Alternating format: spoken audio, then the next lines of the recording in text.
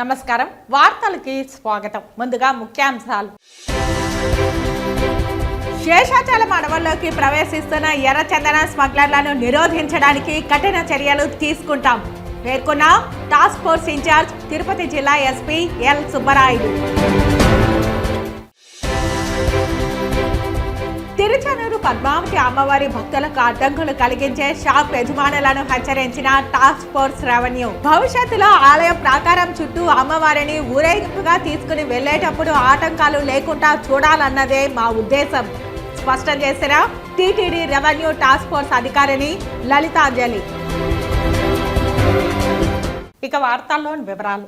శేషాచలం అడవుల్లోకి ప్రవేశిస్తున్న ఎర్రచందనం స్మగ్లర్లను నిరోధించడానికి కఠిన చర్యలు తీసుకుంటామని టాస్క్ ఫోర్స్ ఇన్ఛార్జ్ తిరుపతి జిల్లా ఎస్పీ ఎల్ సుబ్బరాయుడు తెలిపారు. దీనికి అనుగుణంగా చర్యలు తీసుకోవడంపై ఆయన గురువారం కపిల్ తీర్థం సమీపంలోని టాస్క్ ఫోర్స్ కార్యాలయాన్ని సందర్శించారు. టాస్క్ ఫోర్స్ ఎస్పీపీ శ్రీనివాస్ ఆయనకు పుష్పగుచ్చం అందజేసి స్వాగతం పలికారు. అధికారులతో సమావేశమైన ఎస్పీ టాస్క్ ఫోర్స్ పనితీరును అడిగి తెలుసుకున్నారు. ఆపరేషనల్ టీంలతో అభిప్రాయ సేకరణ చేసి ఆపరేషన్ విధానాలను తెలుసుకున్నారు. సమాచారం పొందే విధానం నుంచి స్మగ్లర్లను పట్టుకోవడానికి తీసుకుంటున్న చర్యలను ఆపరేషనల్ టీమ్స్ వివరించారు. స్మగ్లర్లను నిరోధించడానికి మరిన్ని వ్యూహాలను చేపట్టాల్సి ఉందని సూచించారు. ఇప్పటి వరకు టీమ్స్ చేపడుతున్న చర్యలను అభినందిస్తూ మరింత ముందుకు వెళ్లడానికి తీసుకోవాల్సిన విధానాల గురించి సూచనలు చేశారు. ప్రతి అధికారి చేపడుతున్న విధులను తెలుసుకొని వారికి సూచనలు అందజేశారు. ముఖ్యంగా అడవుల్లోకి వెళ్ళినప్పుడు ఉపయోగిస్తున్న ఆధునిక సాంకేతిక పరిజ్ఞానం, సాంకేతికంగా చేపడుతున్న సమాచార వ్యవస్థ గురించి తెలుసుకొని పలు సూచనలు చేశారు. ఆయనకు Kadapa, railway Koduru, Sanipaya sub control నుంచి జరుగుతున్న ఆపరేషన్ విధానాలను task force SP P Srinivas వివరించారు. బేస్ క్యాంపులు, ఎంట్రీ ఎగ్జిట్ పాయింట్ల గురించి తెలియజేశారు. తరువాత టాస్క్ ఫోర్స్ ఆవరణంలోని control room, police station, accounts office, రవాణా ఆఫీస్ తదితర ప్రాంతాలను సందర్శించారు. అవసరమైతే తిరుపతి జిల్లా పోలీస్ విభాగం సహకారం కూడా తీసుకోవాలని తెలిపారు. ఈ కార్యక్రమంలో DSP Chenchubabu, RI Suresh Kumar Reddy, ACF Srinivas, సిఐలు శ్రీనివాసులు, సురేష్ కుమార్, ఎస్ఐ రఫీ, ఆర్ఎస్ఐలు తదితరులు పాల్గొన్నారు. తిరుపతి నగరంలో నిర్మిస్తున్న యాదవ భవన నిర్మాణానికి అఖిల భారతీయ యాదవ మహాసభ ఉమ్మడి చిత్తూరు జిల్లాల యూత్ అధ్యక్షుడు ఆర్ఆర్ యాదవ్ 50,000 రూపాయలను యాదవ సంఘం పెద్దలకు అందజేశారు. ఈ సందర్భంగా అఖిల భారతీయ యాదవ మహాసభ నాయకులు మాట్లాడారు. శ్రీవారి దర్శనార్థం దేశ నలుమూలల నుంచి యాదవ కులస్తులు వస్తుంటారని, అలాంటి వారికి సౌకర్యంగా బస చేయడానికి, అలాగే స్థానిక యాదవులకు సమావేశ మందిరం, కళ్యాణ మండపం అందుబాటులో ఉంటుందని తెలిపారు. రాష్ట్రంలో ఉన్న యాదవ కులస్తుల భవన నిర్మాణానికి తమ వంతు విరాళాలు అందించాలని యాదవ సంఘం నాయకులు కోరారు. ఈ కార్యక్రమంలో కట్టా జయరాం యాదవ్, హేమంత్ యాదవ్, జల్లి తులసి యాదవ్, చిరంజీవి యాదవ్, చంద్ర యాదవ్, మహేష్ యాదవ్ తదితరులు పాల్గొన్నారు. తిరుపతిలో యాదవులంటే ప్రత్యేకత ఉంది. తొలి దర్శనం కానీ చివరి దర్శనం కానీ యాదవులకి అనేది ప్రతి ఒక్కరికి ఈ భారతదేశంలో ప్రతి ఒక్కరికి కూడా తెలిసిన చరిత్ర. అలాంటి కార్యక్రమాలను ఈరోజు యాదవ్ భవన్ ముఖ్య ఉద్దేశం ఏమంటే, ఓన్లీ యాదవులకు సంబంధించిన వ్యక్తులు బయట ఊరు నుంచి వస్తే ఇక్కడ స్టే చేయడానికి, మరొకటి ఏదన్నా యాదవులకు సంబంధించినటువంటి మీటింగులు పెట్టుకోవడానికి, అదేవిధంగా యాదవులు చాలామంది ఉన్నవాళ్ళు లేరు, పేదవాళ్ళు కూడా ఉన్నారు. వాళ్ళ సౌకర్యార్థం కోసం కూడా కళ్యాణ మండపం అనేది కూడా దీంట్లో ఏర్పాట్లు చేయడం జరిగింది. దయచేసి ప్రతి ఒక్క యాదవులు మనం ఈ ఒక్క ఉనికిని మనం చాటుకోవాలి. గొప్పగా ప్రారంభించారు. 6 నెలలు అయింది. 6 నెలలకి 3 స్లాపులు కంప్లీట్ అయింది. దాతలు ఉంటే కూడా మన యాదవులు అందరూ కూడా ముందుకొచ్చి ఈ ఒక్క కార్యక్రమాలను చేపట్టాలని కోరుకుంటూ, తిరుపతిలో యాదవ భవనం భూమి పూజ చేసే దాదాపు 6 నెలలు అయింది. ఇప్పటికీ 3వ స్లాబ్ కూడా పూర్తవుతోంది. ఈ యొక్క యాదవ భవన్కి యాదవుల దగ్గరే డబ్బులు డొనేషన్లు తీసుకొని దీని యొక్క పనిచేస్తాను. అదేవిధంగా ఈరోజు ఈ యొక్క యాదవ భవన్కి తన వంతు సహాయంగా రమణ ఆర్ఆర్ అతని వంతు సహాయం 50,000 రూపాయలు ఈ యాదవ భవన్ నిర్మాణానికి అతని వంతు సహాయం అందించాడు. దీనికి ఇదే విధంగా అందరూ యాదవులందరూ కూడా ఈ యొక్క యాదవ భవన్కి సహకరించి ఈ యొక్క పని తొందరగా పూర్తి చేయడం కోసం అందరూ సహకరిస్తారని కోరుకుంటున్నాను. ఎందుకంటే దేవదేవుడి దగ్గర మొట్టమొదటిగా తిరుపతిలో యాదవ భవన్ ఉంటే మనం నిర్మించుకుంటున్నాం. ఎక్కడో బయట నుంచి వచ్చే యాదవులకు అందరికి కూడా తిరుపతిలో యాదవ భవన్ ఉందని చెప్పాలి, వాళ్ళకందరికి కూడా సౌకర్యాలు కల్పించాలనే ఉద్దేశంతో ఈ యొక్క యాదవ భవన్ నిర్మాణం చేస్తాను. దీనికి ప్రతి ఒక్క యాదవుడు తన వంతు సహాయం అందించి ఈ యొక్క పని తొందరగా పూర్తి చేయడానికి అందరూ సహకరించాలని కోరుతున్నాను. ముఖ్యమంత్రి చంద్రబాబుపై బురద జల్లేందుకే వైసీపీ అధినేత జగన్ ఢిల్లీలో ధర్నా చేపట్టారని టీడీపీ కార్యకర్త కొమ్మినేని దామోదర్ నాయుడు ఆరోపించారు. జగన్ ఢిల్లీ ధర్నాను నిరసిస్తూ దానామూర్తిపల్లెకు చెందిన దామోదర్ నాయుడు గాంధీ వేషధారణతో చంద్రగిరి టవర్ క్లాక్ వద్ద అంబేద్కర్ విగ్రహం ముందు నిరసన తెలిపారు. వైఎస్ జగన్ ను అరెస్టు చేయాలని పోలీస్ స్టేషన్లో దామోదర్ నాయుడు, జనసేన, బీజేపీ, టీడీపీ నాయకులు ఫిర్యాదు చేశారు. ఈ సందర్భంగా దామోదర్ నాయుడు మాట్లాడుతూ వైసీపీ ప్రభుత్వ హయాంలో సామాన్య ప్రజలపై జరిగిన దౌర్జన్యాలు, దాడులు, హత్యలు ఎవరూ మర్చిపోలేదని అన్నారు. అయితే ఓడిపోగానే తన దురాగతాలన్నింటినీ ప్రజలు మర్చిపోయి ఉంటారనుకుని ఢిల్లీలో ధర్నా చేపట్టి రాష్ట్రపతి పాలన కోరడం విడ్డూరంగా ఉందన్నారు. ఏపీలో రావణాసురుడి పాలన పోయి రాముడి పాలన వచ్చిందని జగన్ తెలుసుకోవాలని అన్నారు. 2029లో కూడా యువనేత నారా లోకేష్ ఆధ్వర్యంలో టీడీపీ ప్రభంజనం సృష్టిస్తుందని తెలిపారు. దామోదర్ నాయుడికి మద్దతుగా టీడీపీ సీనియర్ నాయకులు, అంబేద్కర్ ఆశయ పోరాట సమితి, బాదూరి ఎల్లయ్య, చంద్రగిరి టీడీపీ యువ నాయకుడు ఉగ్రానం గురునాథ్ రెడ్డి, చంద్రగిరి జనసేన మండల అధ్యక్షుడు తపస్వి మురళీరెడ్డి మరియు జనసేన బీజేపీ నాయకులు సంఘీభావం తెలిపారు. చంద్రగిరి అంబేద్కర్ విగ్రహం దగ్గర ఎందుకు నేను ఈ విధంగా గాంధీ వేషం వేసి ఈ విధంగా చేస్తున్నానంటే, గత 5 సంవత్సరాలుగా పరిపాలన చేసిన జగన్మోహన్ రెడ్డి దౌర్జన్యాలు, దారుణాలు, హత్యలతో చేసిన విధంగా చేసి అదే విధంగా ఈరోజు చంద్రబాబు నాయుడు ఆ విధంగానే చేస్తున్నాడు. రాష్ట్రంలో భ్రమించి ఈరోజు ఢిల్లీలో పోయి నిరాహార దీక్ష కూర్చోన్నాడు జగన్మోహన్ రెడ్డి. అతను భ్రమించి ఈరోజు ఆడపోయి కూర్చోన్నాడు. అంటే మనం ఎట్లా చేసినామో ప్రజెంట్ సీఎం కూడా అట్లే చేస్తున్నాడని మన కాన్సెప్ట్ ఈరోజు జగన్మోహన్ రెడ్డి ఆ విధంగా ఆడబెట్టుతున్నాడు. మా నాయకుడు మచ్చలేని నాయకుడు, అతని కోసం ఈరోజు నేను సాయంకాలం 6 వరకు నేను గాంధీ వేషంలో నిరాహార దీక్ష కూర్చోవాలని ఈరోజు నేను తీసుకొచ్చినాను. వాళ్ళు చేసిన దౌర్జన్యాలు చూడండి, వాళ్ళ గవర్నమెంట్లో ఒకసారి చూడండి వాళ్ళు చేసిన దౌర్జన్యాలు. ఇలా దౌర్జన్యాలు చేసినాడు చంద్రబాబు నాయుడు, దౌర్జన్యం చేస్తున్నాడు లోకేష్, దౌర్జన్యం చేస్తున్నాడు ఇంకొకటి, దౌర్జన్యం చేస్తున్నాడు రాష్ట్రపతి పాలన పెట్టు, ఇంకొక పాలన పెట్టి అని మాట్లాడుతున్నాడే. అతను 5 సంవత్సరాలు ఇవన్నీ ఎందుకు చేశాడు? ఏమైంది చూడండి, ఒకసారి చూడు. అమరావతి రైతుల బోర్డు చూడు, 1631 రోజులు వాళ్ళు నిరాహార దీక్ష చేశాడే. అప్పుడు ఏడికి పోయింది నీకు? అప్పుడు గాడిదలు మేపుతాడు నీ తెలివే.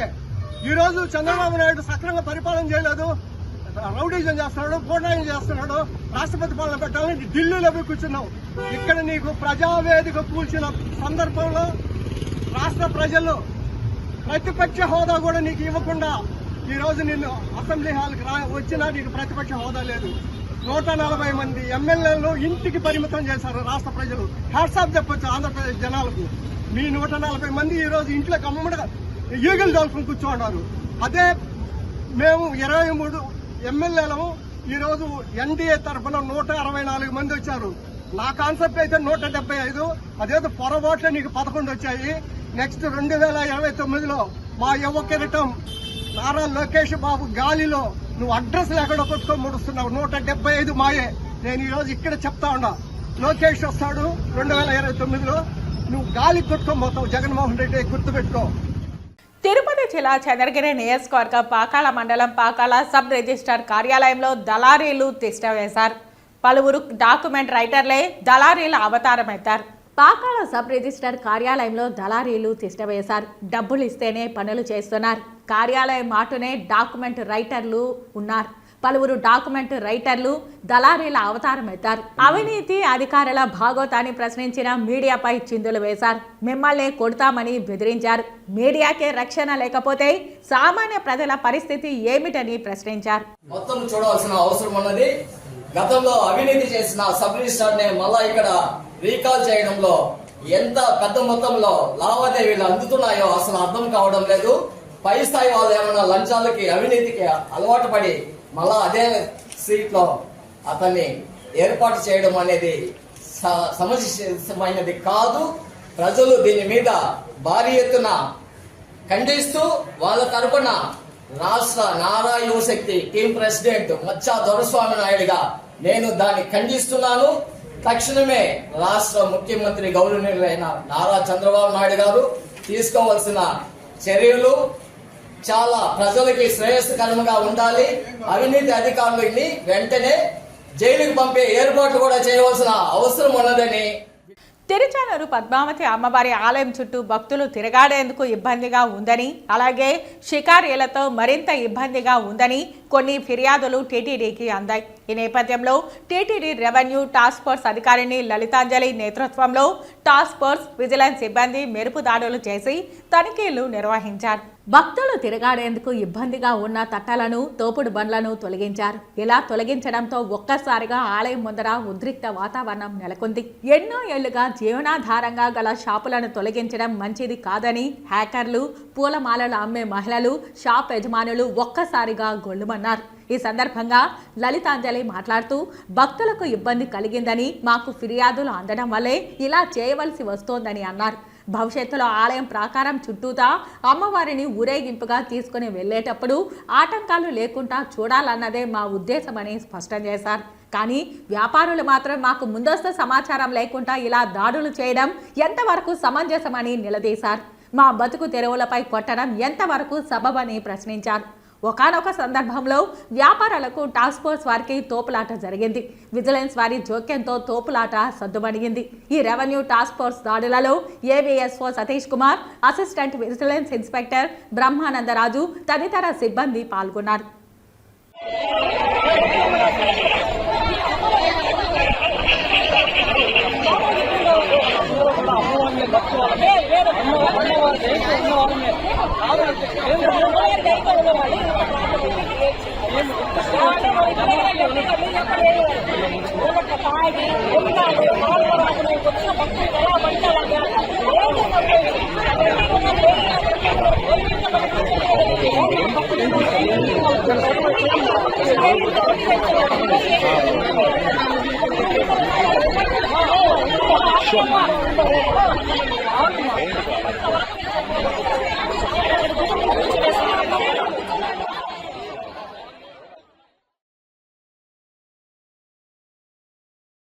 పలమనేరు డిఐఏఐ ఇన్వెస్ట్మెంట్ యాప్లో పెట్టుబడి పెట్టి దాదాపు 15 కోట్లకు పైగా బాధితులు మోసపోవడంతో లబ్ధిదారులు ఏజెంట్లను నిలదీశారు. అనంతరం బాధితులు పలమనేరు డిఎస్పీకి ఫిర్యాదు చేశారు.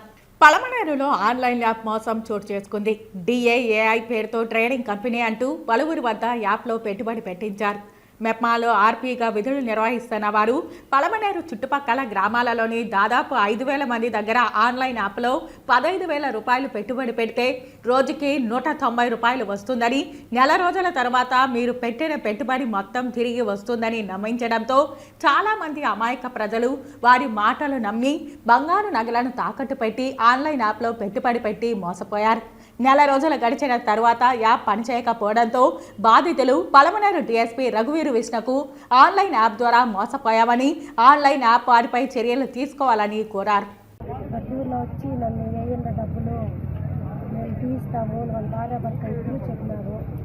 ఈరోజు ఏ మాత్రము రెస్పాన్స్ లేదు. 1,4 లక్షలు వేసిన, 87,000 ఒకసారి 97,000 వేసిన, 29,000 ఒకసారి వేసిన, 12,000 ఒకసారి వేసిన, 14,000 ఒకసారి వేసిన, మొత్తం పోయినారు. మొత్తం 1,4 లక్షలు వేసిన, 9,000 వచ్చినాయి. ఎన్ని రోజులకి? రోజు 300. ఇప్పుడు ఎన్ని రోజులు అయింది డబ్బులు? 30 రోజులు అవుతాయి. 10,000 30 రోజులు అవుతాయి. లేదు. ఏం పని చేస్తుందమ్మే? ఆర్పీ. ఇక్కడ మున్సిపల్ అట్లా పనిచేస్తుందా? లేదు, గ్రూపులకి ఆర్పీనా? గట్టూరు పలమనేరునా? నా పేరు రాజన్న, నేను ఆటో డ్రైవరు. నాకు వచ్చేసి గొబ్బిల్ కోటూరు అని మా ఫ్రెండ్ ఈ మాదిరి ఇన్వెస్ట్మెంట్ చేస్తే 12,000 అమౌంట్ పే చేస్తే మీకు డైలీ ఇన్కమ్ వచ్చేసి 840 రూపాయలు వస్తుంది మీకు అని చెప్పినారు. 30 రోజులకు కానీ 25,200 వస్తుంది అని చెప్పినారు. సరే అని చెప్పి నేను ఆశపడి చేసినాను. తర్వాత 31వ రోజు వచ్చేసి మనం ఎంత ఇన్వెస్ట్మెంట్ చేసినాము 12,000 ఆ అమౌంట్ మనకి రిటర్న్ అకౌంట్కి వచ్చేస్తుంది నేను అంటే చేసింది. నేనైతే మా ఇంట్లో బంగారు సూకులు ఎత్తి పెట్టేసి నేను దీంట్లో జాయిన్ అయినా. నా పేరు నవాజ్, గండావూరులో ఉంటాను నేను. నాకు ఉద్యోగం లేదు, పని ఉన్నది, ఏదో డబ్బులు వస్తుంది, రూపాయి ఆశపడి నేను చేసినాను డబ్బులు సంపాదిద్దామనేసి. ఇలాంటప్పుడు యాప్ ఉంది, ఇంత వస్తుంది అని చెప్పి షేర్ చేశారు, లింక్ షేర్ చేసి ప్రమోట్ చేస్తే నన్ను నమ్మి డబ్బులు కూడా చేస్తాను చాలా మంది. నాకు వస్తుందని చూసి ఆశతో వేసాను. నేను సంపాదించింది ఏం లేదు, నేను కూడా మోసుకున్నాను 5-4 లక్షల రూపాయలు నాది సొంత డబ్బులు. నేను కూడా 1 రూపాయి తిన్న బాబు అనేది పోలే చూపినాను. నాది కూడా యాప్ ఓపెన్ అవ్వలేదు, నేను తినేసి ఎక్కడో వెళ్ళలేదు, ఇక్కడే ఉన్నాను. నాది కూడా జరగని పరిస్థితి కాబట్టి నేను ఒక ఆస్తి వేసినాను.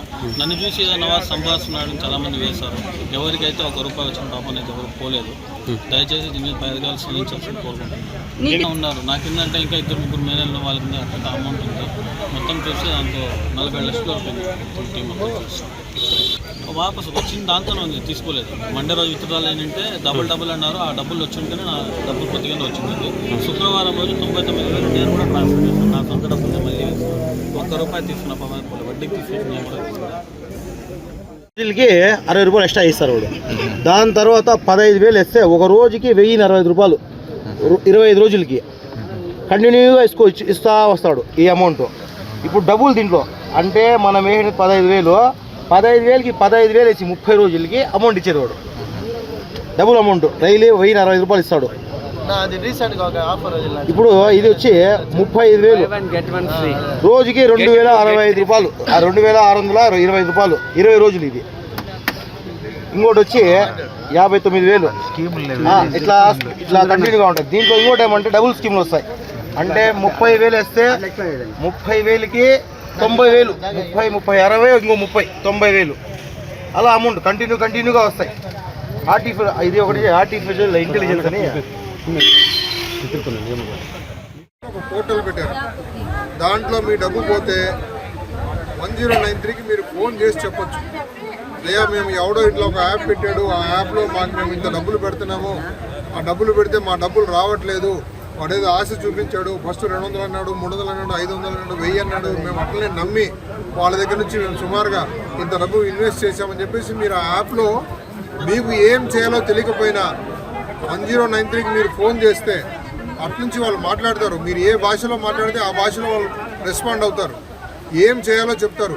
మీకు ఆ ఫామ్ ఎలాగ ఫిల్ చేయాలో తెలియకపోతే కూడా వాళ్ళే ఫిల్ చేస్తారు. వాళ్ళే ఫిల్ చేసి మొత్తము మీ అకౌంట్, మీరు ఏ అకౌంట్కి ఎంత డబ్బులు పంపించారో ఆ అకౌంట్ రెండింటినీ ఫ్రీ చేస్తారు. ఫర్దర్గా అది వాళ్ళ గవర్నమెంట్ వాళ్ళకి మీకు పెట్టిన ప్రొవిజన్ అది చెప్తున్నా మీకు అర్థమైందా. మీరు ఒక మినిమం కామన్ సెన్స్ ప్రతి ఒక్కరు ఆలోచించాల్సింది ఏమంటే, మీరు ఏమైనా డబ్బులు ఊరికే వచ్చి నేనేం చేయలేను, ఊరికే వచ్చి మేము గ్యామ్లింగ్ ఆడతామంటే మాది మేమేం చేయలేము. నువ్వు కష్టపడి సంపాదించిన డబ్బుని నువ్వు దాంట్లో ఇన్వెస్ట్ చేస్తున్నప్పుడు కనీసం మినిమం కామన్ సెన్స్ వాడు ఎవడు వ్యక్తి వాడు ఇస్తానని చేయడానికి గ్యారంటీ ఏమి, ఎవరన్నా షూరిటీ ఉన్నాడా, ఏం లే. పక్కింటి ఆయన పెట్టాడు, నేను పెట్టా, నా బంధువు పెట్టాడు, నేను పెట్టా, వాడు మునిగిపోతే నువ్వు మునిగిపోతావు ఇప్పుడు అంతే. సో దయచేసి ఇట్లా పనులు చేయొద్దండి. మీరు ఫస్ట్ పోలీస్ స్టేషన్కి వచ్చి కంప్లైంట్ ఇవ్వండి, కేసు కడతాము, ఇన్వెస్టిగేషన్ జరుగుతుంది. ఊళ్ళో ఎంతమంది మీలాగా మోసపోయారో మొత్తం తెలుసుకుందాము, ఖచ్చితంగా ఇన్వెస్టిగేషన్ చేసి చట్ట ప్రకారంగా ఏం చర్య తీసుకుంటామో అన్నీ చేస్తారు. ఓకేనమ్మా, మీ బాధ నాకు అర్థమైంది. మీరు పోలీస్ స్టేషన్కి వెళ్ళండి, చెప్పండి, కంప్లైంట్ ఇవ్వండి. సీగా కూడా ఇక్కడికే వచ్చారు. ఓకేనా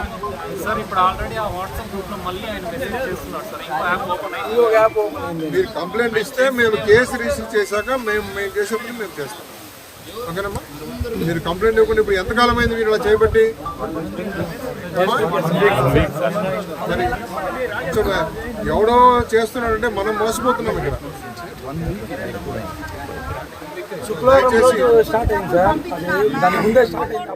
పొలంనేరులో డాయ్ యాప్ని ఇంట్రడ్యూస్ చేసింది ఓన్లీ ఆర్పీలు మాత్రమే. ఈ ఆర్పీలు ఏం చెప్పినారంటే, మీరు డబ్బులు ఇన్వెస్ట్ చేయండి, మీ డబ్బులు కానీ పోతే మేము ఇస్తాము, మీరు ఇంకొకరిని జాయిన్ చేయించండి, వాళ్ళకి డబ్బులు పోతే కూడా మేమే ఇస్తాము అని చెప్పి దగ్గర ఒక 5,000 మందిని జాయిన్ చేయించేసినారు. వీళ్ళు డబ్బులంతా పోయినాయి ఈ డాయ్ యాప్లో. ఇప్పుడు ఎవరు కట్టిస్తారు?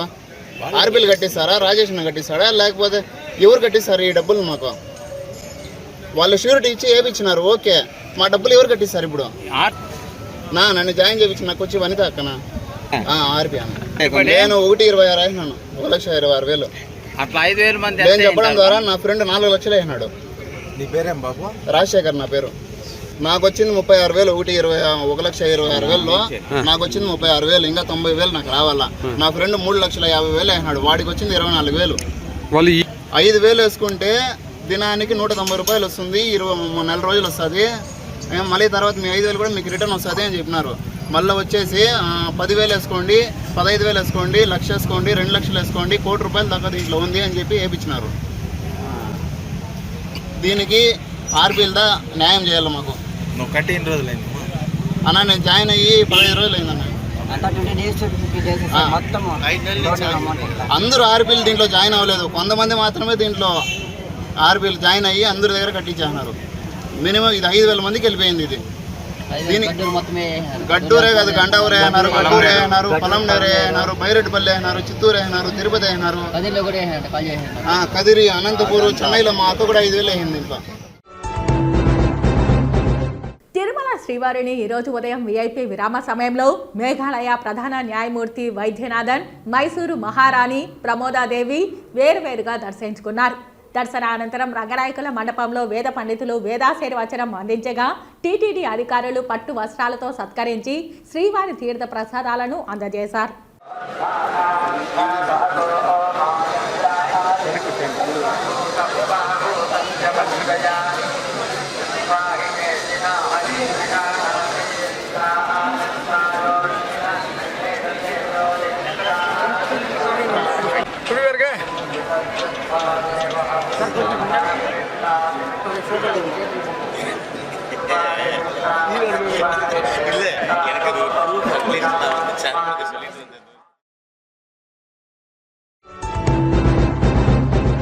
ఈ సందర్భంగా కిరణ్ రాయల్ మాట్లాడుతూ 2021లో జనసేన పార్టీ క్రియాశీలక కార్యకర్తల కోసం క్రియాశీలక సభ్యత్వ నమోదు ఏర్పాటైందని తెలిపారు. ఇప్పటి వరకు 6,50,000 మంది నమోదు చేసుకున్నారని చెప్పారు. 18 నుంచి 28 వరకు సభ్యత్వ నమోదు ఉంటుందని, ప్రజలు క్రియాశీలక సభ్యత్వం కోసం మేము అందుబాటులో ఉన్నామని తెలిపారు. ఈ 3 సంవత్సరాలలో 20 కోట్లకు పైగా అందజేశామని, భవిష్యత్ జనసేన పార్టీదేనని తిరుపతి జనసేన ఇన్ఛార్జ్ కిరణ్ రాయల్ తెలిపారు. ఇప్పుడు క్రియాశీలక సభ్యత్వం ఈసారి చాలా ఎక్కువ మంది చేసుకోవాలని చెప్పి కోరుకోవడంతో గత సంవత్సరం ఎన్నికల హడావిడిలో ఉన్నా కూడా సొంత నిధులతో పవన్ కళ్యాణ్ గారు 7 కోట్ల రూపాయలు 8 కోట్ల రూపాయలు సొంత నిధులు అయినా కట్టి రెన్యువల్ చేశారు 6 నెలలకి. ఇప్పుడు ఎన్నికలు అయిపోయినాయి, చేసుకోవాలనుకుంటున్నారు. కాబట్టి క్రియాశీలక సభ్యత్వం అనేది చాలా ఇంపార్టెంట్ మనందరికి కూడా. జనసేన పార్టీలో ఉన్నవారు కానివ్వండి, పవన్ కళ్యాణ్ అభిమానులు, తిరుపతిలో ఉన్న ప్రజలు, చిత్తూరు జిల్లా సభ్యత్వానికి ఇంక 3 రోజులు మాత్రమే గడువు ఉంది. ఈ నెల 28వ తారీఖు రాత్రికి 12 గంటలకంతా క్రియాశీలక సభ్యత్వం ముగిసిపోతుంది. మళ్ళీ 1 సంవత్సరం వరకు అవకాశం ఉండదు. చాలామంది పోయిన సంవత్సరం మేము చేసుకున్న తర్వాత మాకు క్రియాశీలక సభ్యత్వం కావాలని చెప్పి సోషల్ మీడియా ద్వారా, వాట్సాప్ల ద్వారా చాలామంది చేశారు. వాళ్ళందరూ కూడా మీడియా ముఖంగా కూడా చెప్తున్నాము, మీరు ఈ 3 రోజుల్లో చేసుకోండి. ప్రతి డివిజన్లో మా అధ్యక్షులు ఉన్నాడు, పార్టీ అధ్యక్షులు, పార్టీ ఇన్ఛార్జీలు, తిరుపతి ఇన్ఛార్జ్ ఉన్నాము, అలాగే ఎమ్మెల్యే గారి ఆఫీస్ ఉంది. అందరం కూడా అందుబాటులో ఉండే వాళ్ళ వ్యక్తులందరి దగ్గర లింకులు ఉన్నాయి, మీరు చేసుకోవాల్సిందిగా కోరుతున్నాం. 2వ ఘాట్ రోడ్లో పెను ప్రమాదం తప్పింది. తిరుమల నుంచి తిరుపతికి ఫుల్ లోడ్తో వెళ్తున్న లారీ బోల్తా పడింది. వాహన చక్రాలు వాహనం నుంచి వేరవడంతో ఒక్కసారిగా లారీ బోల్తా పడింది. ఘటనలో లారీ డ్రైవర్కు తీవ్ర గాయాలయ్యాయి. ప్రమాద సమయంలో వేరే వాహనం దరిదాపుల్లో లేకపోవడంతో పెను ప్రమాదం తప్పింది. అర్ధరాత్రి సమయాలలో భారీ వాహనాలను 2వ ఘాట్ రోడ్ నుంచి తిరుపతికి టీటీడీ అనుమతిస్తోంది.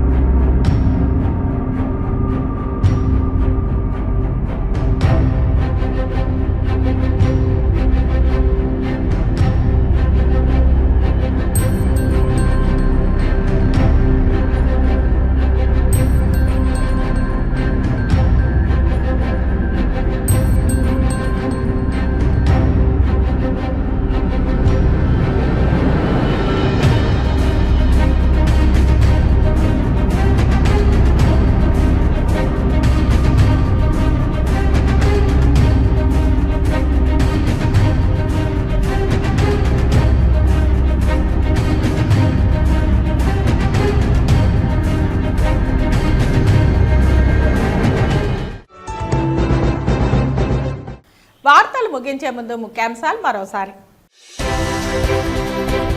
శేషాచలం అడవుల్లోకి ప్రవేశిస్తున్న ఎర్రచందన స్మగ్లర్లను నిరోధించడానికి కఠిన చర్యలు తీసుకుంటాం పేర్కొన్న టాస్క్ ఫోర్స్ ఇన్ఛార్జ్ తిరుపతి జిల్లా ఎస్పీ ఎల్ సుబ్బరాయుడు.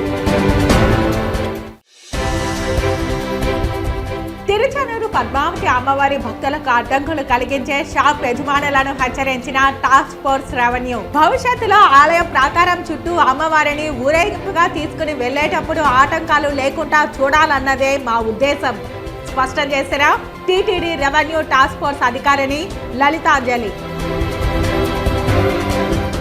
ఈ వార్తలు ఇంతటితో సమాప్తం. నమస్కారం.